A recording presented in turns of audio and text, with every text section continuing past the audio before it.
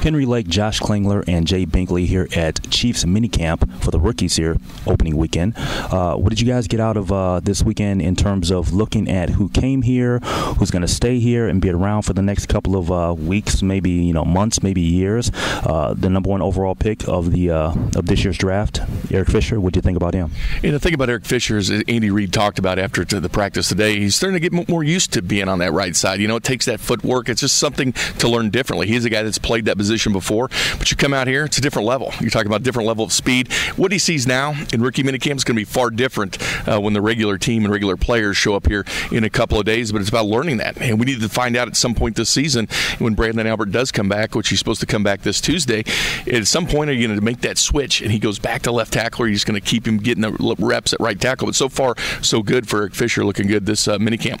Josh, you've been here the last couple of days. What have been your initial thoughts in terms of guys that maybe have stood out a little bit here the last couple of days? Kind of interesting to see how they evaluate guys that stand out. There's so many guys out here in the field, and they're getting very limited time. What I noticed through the 3 days, guys, was a lot more teaching than we're used to seeing in like a normal quote-unquote practice when you had all the veterans here.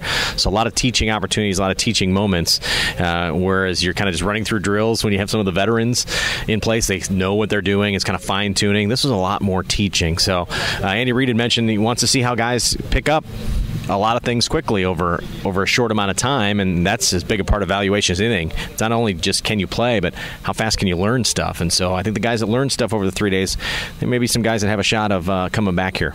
And one of the guys that Andy Reid, it sounds like he liked with his performance today was Tyler Bray, the quarterback. Much more crisp with Tyler Bray. The biggest problem that these quarterbacks have had the last 3 days is just taking the snap from center.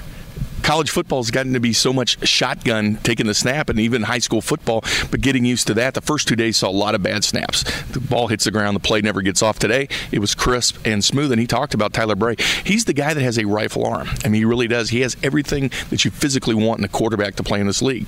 It's about going through the progressions, learning the NFL game, but as far as arm strength today in the red zone, on point. Now, Josh, when it comes to wideouts, everybody knows that the last couple of years, Dwayne Bowe's been the guy. But anybody here with the rookies kind of stand out to you? Well, certainly Kelsey at that tight end spot, and his versatility to not only be a tight end, but they can split him outside and create some mismatches. He was certainly one. Junior Hemingway also has stood out, I thought, not just in the rookie minicamp this week, but back in the voluntary minicamp a little bit earlier, a second-year guy that was allowed to come and practice here with the rookies today. So he's got an opportunity, a draft pick of a year ago, to maybe further himself up the depth chart as we move forward. And it's going to be interesting because you kind of mentioned, Eric Fisher and the fact that he's, been on that right side, and now you're going to get Brandon Albert here coming back to the mix starting tomorrow. Yeah, with Albert back here, we'll see how that goes out. Are they going to continue with that through the season? Is this no more trades for Brandon Albert? Is he going to be cemented at the left side? Because eventually Fisher needs to take some of those snaps to the other side. But it is also what Kling's talking about with Kelsey. This is the red zone weapon the Chiefs have been looking for because he can block as well. So big. The way he kind of just posts up and gets the ball. Demetrius Harris here as well, a former basketball player, getting a tryout at this camp as a football player. Hadn't played football in 4 years. It's been fun to watch him. And as far as Junior Hemingway, this is a guy that was here last year. He catches everything, but it's just getting off the line for Junior Hemingway. He has great hands, NFL hands, but you got to get that separation. That's what he struggled with.